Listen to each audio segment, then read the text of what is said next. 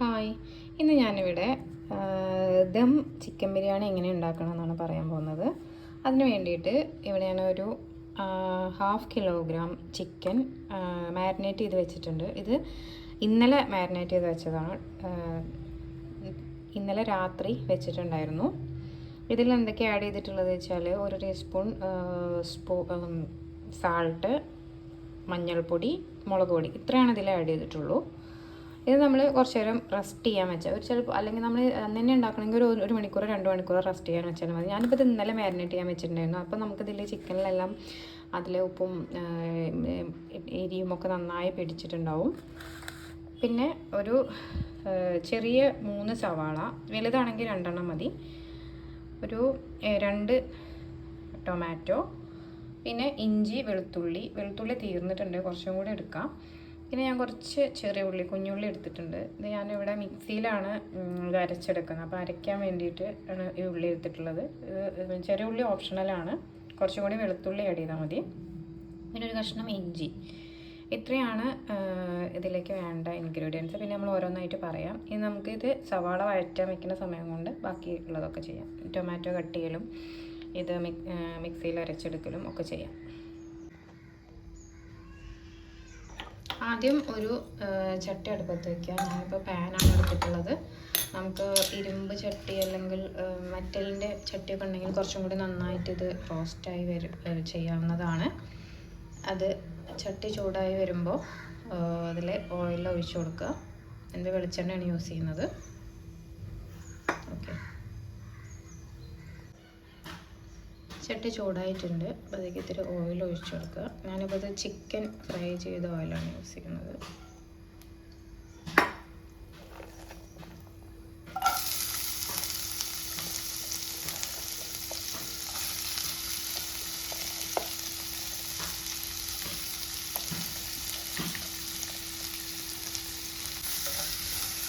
നന്നായി ഇളക്കി കൊടുക്കുക.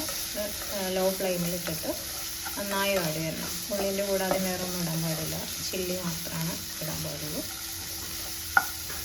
നമുക്ക് സാൾട്ട് ആഡ് ചെയ്ത് കൊടുക്കാം, അത് പെട്ടെന്ന് വാടി കിട്ടും.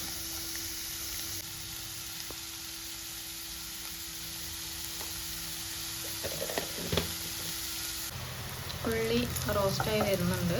ഇപ്പോൾ ഒരു 8 മിനിറ്റ് ആയിട്ടുണ്ടാവും നമ്മൾ ഉള്ളി വഴറ്റാൻ വെച്ചിട്ട്. ഒരു മീഡിയം ഫ്ലെയിമിലിട്ടിട്ടാണ് വെച്ചിട്ടുണ്ടായിരുന്നത്.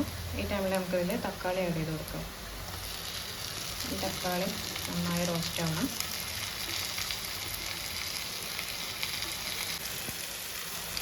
ഇപ്പോൾ തക്കാളിയൊക്കെ നന്നായി വെന്ത് വന്നിട്ടുണ്ട്. ഇപ്പോൾ ഒരു 5 മിനിറ്റ് ആയിട്ടുണ്ടാവും നമ്മൾ തക്കാളി ആഡ് ചെയ്തിട്ട്. ഇനി അതിലേക്ക് നമ്മൾ പട്ട, ഗ്രാമ്പൂ അങ്ങനത്തെ സംഭവങ്ങളൊക്കെ ആഡ് ചെയ്യാം. ഇത് വേണമെങ്കിൽ നമുക്ക് പൊടിച്ചിട്ട് ചേർക്കാം കേട്ടോ, ഗരം മസാല പൊടി. അപ്പോൾ നമുക്കൊരു ഞാനിങ്ങനെയാണ് ആഡ് ചെയ്യാറ്.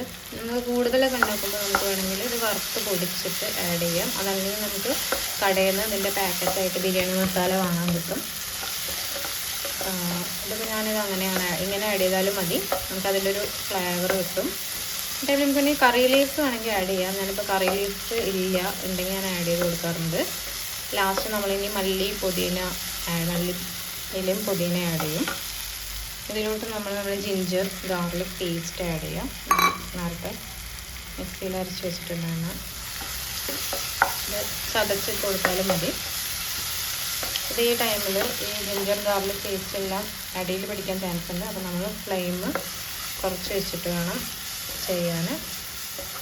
ഒന്ന് അതിൻ്റെ പച്ചമണം മാറുന്നവരൊന്ന് നന്നായി ഇളക്കി കൊടുക്കുക. അതിന് ശേഷം നമുക്കിതിൽ പൊടികൾ ആഡ് ചെയ്യാം. ഈ പൊടികൾ ആഡ് ചെയ്യണേക്കാൾ മുന്നേ ഞാൻ കുറച്ച് ഓയിൽ ഒഴിച്ചു കൊടുക്കുന്നുണ്ട്. ഇതിലേക്ക് പൊടികൾ ആഡ് ചെയ്താൽ ആ പൊടികൾ നന്നായിട്ടൊന്ന് റോസ്റ്റ് ആകും. അതിന് മെയിനായിട്ട് നമുക്ക് മുളക് പൊടിയാണ് അങ്ങനെ ഓയിലിൽ വഴറ്റേണ്ടത്. നമുക്ക് നല്ല അതിൻ്റെ ആ ഒരു ഫ്ലേവർ കിട്ടും. 1 ടീസ്പൂൺ മുളക് പൊടി അത് ഓയിലിൽ നന്നായി മിക്സ് ചെയ്ത് കൊടുക്കാം. അപ്പോൾ നമുക്കതിനൊരു നല്ലൊരു കളറ് വരും. കരിയാൻ പാടില്ല, ഫ്ലെയിം ലോയിലിട്ടിട്ട് വേണം. ബാക്കിയൊന്നും പ്രശ്നമില്ല.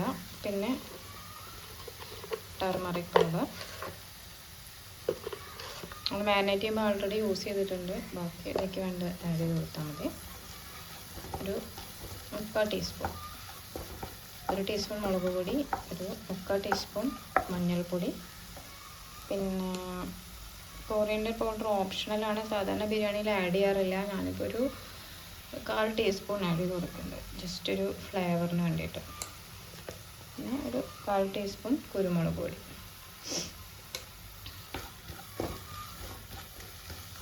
ഇത് നന്നായി റോസ്റ്റ് ചെയ്യാം.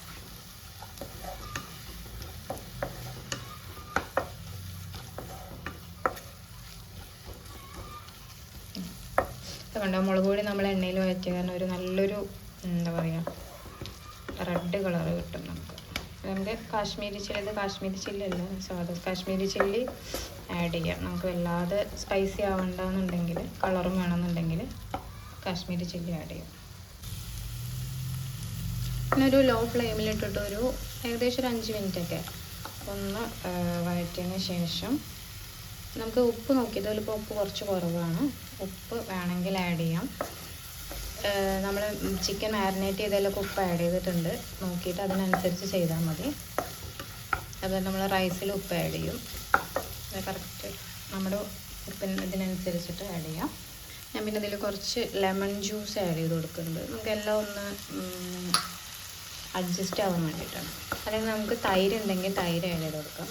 നമ്മൾ മസാലയൊക്കെ ഒന്ന് കുത്തലൊന്നും ഇല്ലാതെ ഒന്ന് ഇതാവാൻ വേണ്ടിയിട്ടാണ്. അത് അല്ലെങ്കിൽ പിന്നെ ഒരു നുള്ള് പഞ്ചസാര ഒക്കെ ആഡ് ചെയ്യണവരുണ്ട്. ഇനി നമുക്ക് ഇതിലോട്ട് നമ്മുടെ മാരിനേറ്റ് ചെയ്ത് വെച്ചിട്ടുള്ള ചിക്കൻ ഇട്ട് കൊടുക്കാം.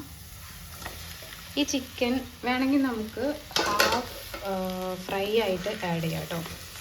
ഞാനിപ്പോൾ ഫ്രൈ ആക്കണമെന്നില്ല. നമ്മൾ ഫ്രൈ ആക്കാതെ ആഡ് ചെയ്താലാണ് നമുക്ക് ആ ദം ബിരിയാണീൻ്റെ കറക്റ്റ് ഫ്ലേവർ കിട്ടുള്ളൂ. ഫ്രൈ ആക്കി കഴിഞ്ഞാൽ വേറൊരു ടേസ്റ്റ്. ബിരിയാണികൾ തന്നെ പല തരത്തിലുണ്ട്. നമുക്ക് ഈ നന്നായി ഫ്രൈ ചെയ്ത് ഡ്രൈ ഫ്രൈ ചെയ്തിട്ട് വേണമെങ്കിൽ ഈ മസാലയെല്ലാം ആഡ് ചെയ്യാം. അത് ഫ്രൈഡ് ചിക്കൻ ബിരിയാണി, അത് വേറൊരു ടേസ്റ്റ് ആയിരിക്കും. അതല്ലെങ്കിൽ നമുക്ക് ഹാഫ് ഫ്രൈ ആയിട്ട് ആക്കിയിട്ട് വേണമെങ്കിൽ ആഡ് ചെയ്യാം. നമ്മൾ ഈ സാധാരണ കല്യാണ വീട്ടിലൊക്കെ കിട്ടുന്ന ബിരിയാണിയുടെ ഒരു ഫ്ലേവർ കിട്ടണമെങ്കിൽ ചിക്കൻ അങ്ങനെ തന്നെ ആഡ് ചെയ്യണം. ഇനി ചിക്കൻ ഇതിലിരുന്ന് വേവണം. ഇതിലിപ്പോൾ ചിക്കൻ കൂടുതലായിട്ടുണ്ട്, കുറച്ചും കൂടി മസാല വേണമെങ്കിൽ ആവുമായിരുന്നു. ഇനി നന്നായി അടച്ച് വയ്ക്കുക, ചിക്കൻ വേവിക്കുക. അതിൽ വെള്ളം ഒഴിക്കേണ്ട ആവശ്യമില്ല, ചിക്കനിൽ തന്നെ വെള്ളം ഉണ്ടാവും. ഇതിലോട്ട് കുറച്ച് കൊറിയൻഡർ ലീവ്സ് ആഡ് ചെയ്യുന്നുണ്ട് ഒരു ഫ്ലേവറിന് വേണ്ടിയിട്ട്. ഇതാവണ ടൈം കൊണ്ട് നമുക്ക് എന്ത് ചെയ്യാം, റൈസ് റെഡിയാക്കാം. ഇനി നമുക്ക് റൈസ് ഉണ്ടാക്കിയെടുക്കാം. റൈസ് ഉണ്ടാക്കാൻ വേണ്ടിയിട്ട് ഒരു ഹാഫ് സവാള കട്ട് ചെയ്തിട്ടുണ്ട്, ക്യാരറ്റ്, പിന്നെ അതിൻ്റെ ഗ്രാമ്പൂ, പട്ട, അരി. റൈസ് ഇവിടെ കഴുകി വാർത്ത് വെച്ചിട്ടുണ്ട്. ഇത് കൈമ റൈസാണ്. ഒരു കുക്കർ ഗ്യാസിൽ വെച്ചിട്ട് അതിൽ കുറച്ച് ഗീ ആഡ് ചെയ്ത് കൊടുക്കാം.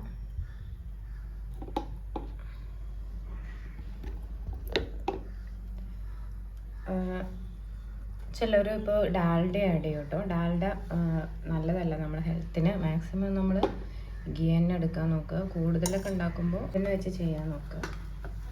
ഇതിലോട്ട് നമ്മൾ ഉള്ളി, സവാള ഇട്ട് കൊടുക്കുക. അതുപോലെ തന്നെ ഗ്രാമ്പൂ, പട്ട, സംഭവങ്ങളൊക്കെ നന്നായി ഇളക്കി വെക്കുക. ഇതിലേക്ക് റൈസ് ഇട്ട് കൊടുത്തിട്ട് ഒന്ന് വഴറ്റിയെടുക്കുക. റൈസ് ഒന്ന് നന്നായി റോസ്റ്റ് ചെയ്തെടുക്കുക. ഇതെങ്ങനെയാണ് ചെയ്യുന്നത്, നമ്മൾ അരി റൈസ് ഒട്ടിപ്പിടിക്കാതെ വേറെ വേറെ സെപ്പറേറ്റ് കിട്ടാൻ വേണ്ടിയിട്ടാണ് ഇങ്ങനെ റോസ്റ്റ് ചെയ്ത്. ഇനി ഇതിലോട്ട് നമ്മൾ ഒന്ന് റോസ്റ്റായി വരുമ്പോൾ വാട്ടർ ആഡ് ചെയ്ത് കൊടുക്കണം. ഞാനിപ്പോൾ ഇവിടെ 2 ഗ്ലാസ് റൈസാണ് എടുത്തിരിക്കുന്നത്. അതിൽ ഞാൻ 3 ഗ്ലാസ് വെള്ളം ആഡ് ചെയ്യുന്നുണ്ട്. അതായത് ഒരു ഗ്ലാസ്സിന് 1.5 ഗ്ലാസ് വെള്ളം. വെള്ളം ഒന്ന് ചൂടാക്കിയിട്ട് ആഡ് ചെയ്യുകയാണെങ്കിൽ നല്ലതായിരിക്കും. എത്രയാണോ വെള്ളം എടുക്കുന്നത് അതിൻ്റെ 1.5 ഇരട്ടി, അതായത് ഒരു ഗ്ലാസ്സിന് 1.5 ഗ്ലാസ് വെള്ളമാണ് ആഡ് ചെയ്യേണ്ടത്. ഇതുവരെ ഫ്ലെയിം കുറച്ച് വെച്ചിട്ടാണ് റോസ്റ്റ് ചെയ്തിട്ടുണ്ടായിരുന്നത്. ഫ്ലെയിം കൂട്ടി വയ്ക്കുക. ക്യാരറ്റ്, ആവശ്യത്തിന് ഉപ്പ്. ഇതിൽ 1 ടീസ്പൂൺ ഉപ്പൊക്കെ മതിയായിരിക്കും. നന്നായി ഇളക്കി കൊടുക്കാം. ഞാൻ കുറച്ച് ലെമൺ ജ്യൂസും കൂടെ ആഡ് ചെയ്ത് കൊടുക്കുന്നുണ്ട്.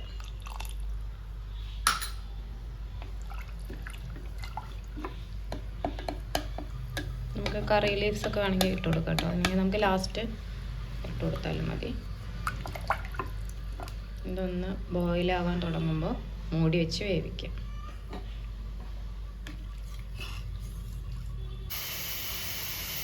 ഇതൊരു ഒറ്റ വിസിൽ വന്നാൽ മതി.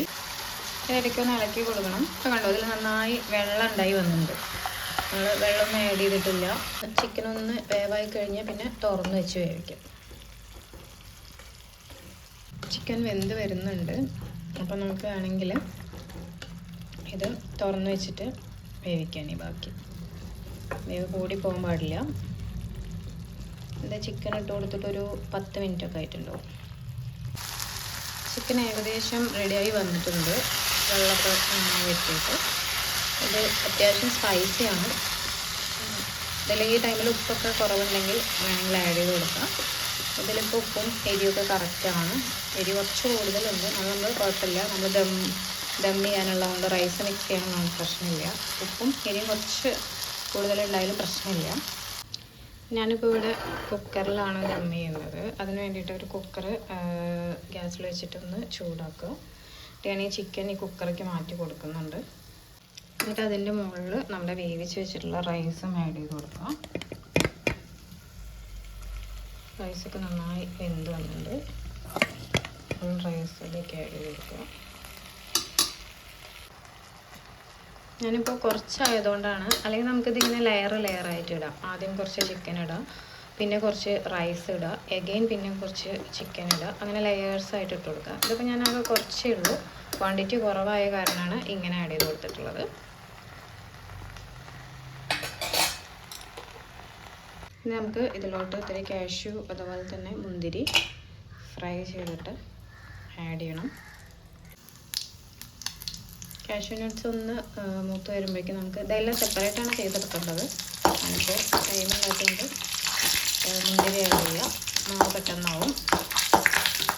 നെയ്യിലാണ് വറുത്തെടുക്കേണ്ടത്. കുറച്ച് സവാള നന്നായി റോസ്റ്റ് ചെയ്തിട്ട്